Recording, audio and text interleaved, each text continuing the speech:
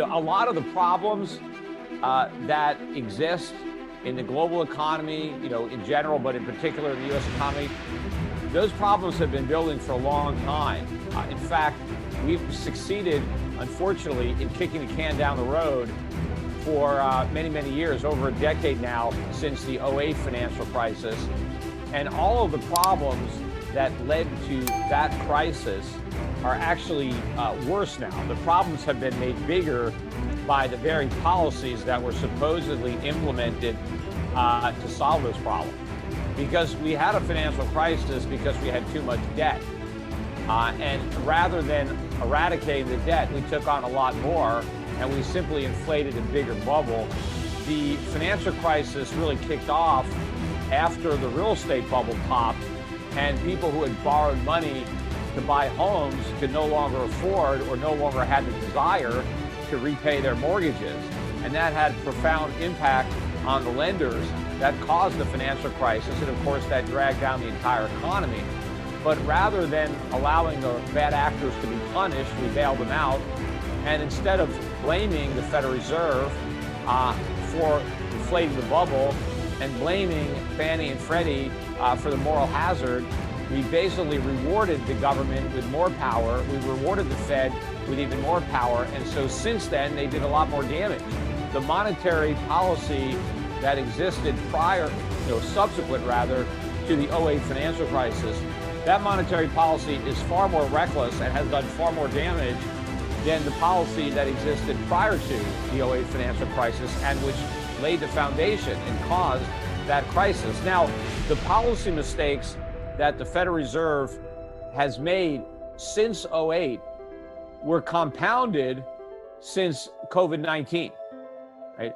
The Federal Reserve, beginning really in 2015, in the fourth quarter of 2015, finally tried to raise interest rates up from zero and normalize them, something which I said from the beginning would be impossible.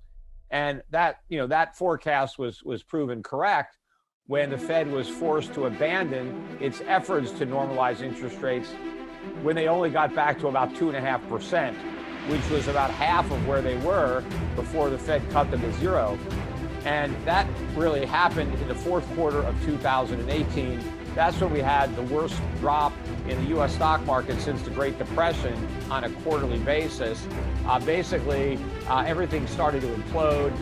It would have continued had the Fed remained on its course of shrinking its balance sheet and trying to normalize interest rates. So instead, the Fed did a complete about-face. It started to cut interest rates, and it started to grow its balance sheet through the Fed funds market, trying to continue to artificially suppress interest rates because they had risen to a point where an overly indebted U.S. economy could no longer afford to pay. Even though the rates were still low by historic norms, the amount of debt was high, extremely high. And so you cannot afford a normal rate of interest on an abnormally large amount of debt. And so, the bottom dropped out and the Fed quickly reversed. And, people didn't really appreciate the significance of this. The Fed was kind of bluffing, calling it a mid-course correction. At the time, I said, no, the Fed is going back to zero. In fact, days before the final rate hike, I was on television in the U.S. Forecasting that the rate hike we were about to get in December of 2018 would be the last hike of the cycle, and that the very next move that the Fed would make would be a rate cut. I was one of the only people really in the financial community who was making that call. Most people expected the Fed to continue hiking rates. Nobody thought that not only would they stop hiking, but they would actually cut. And it turned out that I was right. They did that. And I also said that after they cut rates, they would return to QE, which they did. They didn't admit that until after COVID-19. Now, when COVID-19 hit and, the wheels fell off the economic bus and we plunged into recession and the stock market collapsed, that's when the Fed just went all the way to zero. They didn't pass go or collect $200. They just went straight to zero on interest rates, and they resumed quantitative easing with a vengeance. In fact, I already said from the beginning, from before the Fed even ended QE3. I said that QE4 would be larger than QE1, 2, and 3 combined. What I didn't realize is how quickly that forecast would come true, because it's already larger. The Fed has already monetized more debt since it started QE4 than it did in the first 3 rounds of quantitative easing combined. That's because we had a much bigger bubble pop this time, and we are now, in the early stages of a much greater recession and a much deeper financial crisis than the one that we experienced back in 2008. But a lot of people still haven't come to terms with this. They still think that we can get back to where we were prior to COVID-19, that we turn the economy off, and all we have to do is turn it back on again, and everything is going to be great. And if you listen to Donald Trump, we had the greatest economy in the history of the world before COVID, and we can just get right back there. That's impossible. We cannot go back to the way things were, because the way things were was not normal. We were in a bubble prior to COVID-19. The bubble was already deflating on its own, but then COVID-19 put a gaping hole in it. It was another pin that caused the air to come gushing out.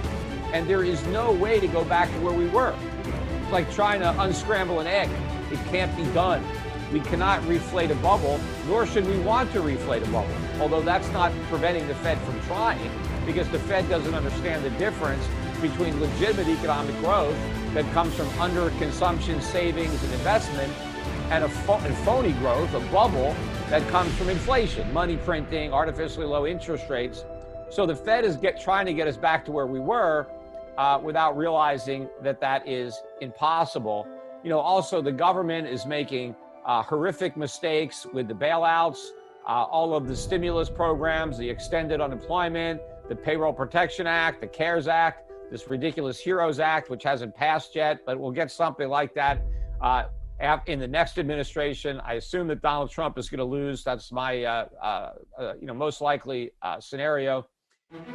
But all of this government spending is compounding the problems, making it harder for the economy to recover, because government spending is a drag on economic activity. It's a drag on the economy. It represents a tax on the private sector. It's a transfer from the private to the public sector.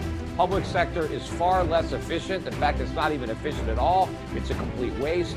So we're taking resources that would have been used effectively, and instead we're having government squander those resources.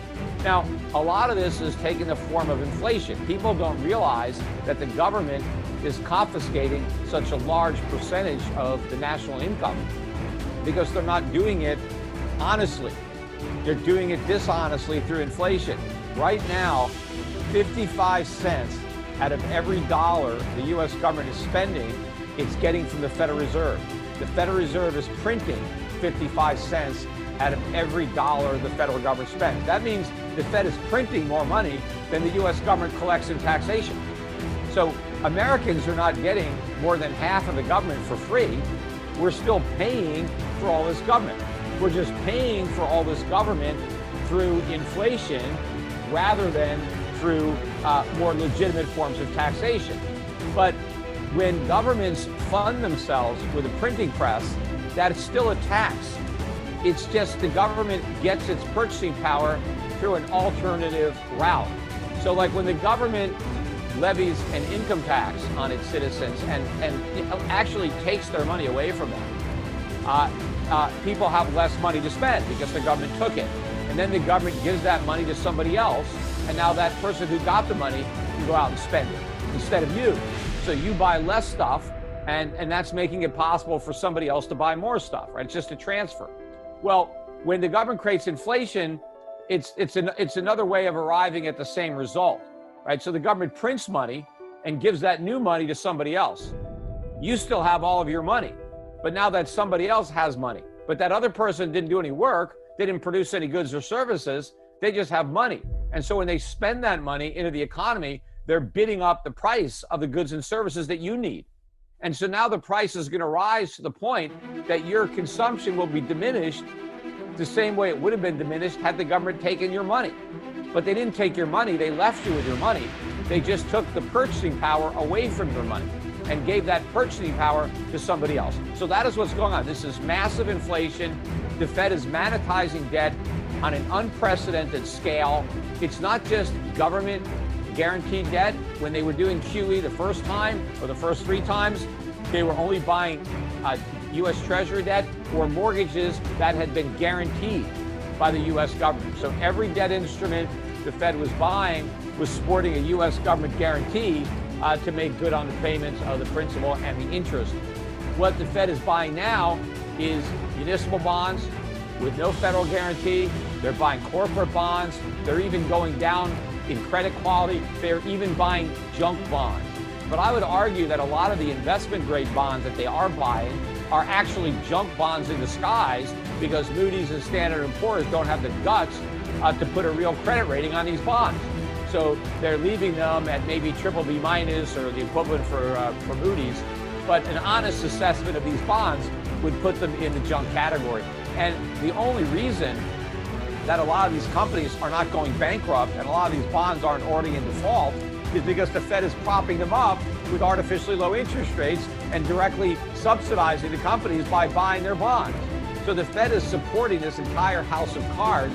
Meanwhile, the underlying U.S. economy continues to deteriorate. It is a complete basket case now, not only thanks to COVID-19 itself, but thanks to the government's response to COVID-19, which has been even worse, which is doing more damage. This is certainly an example of the cure being far worse than the disease.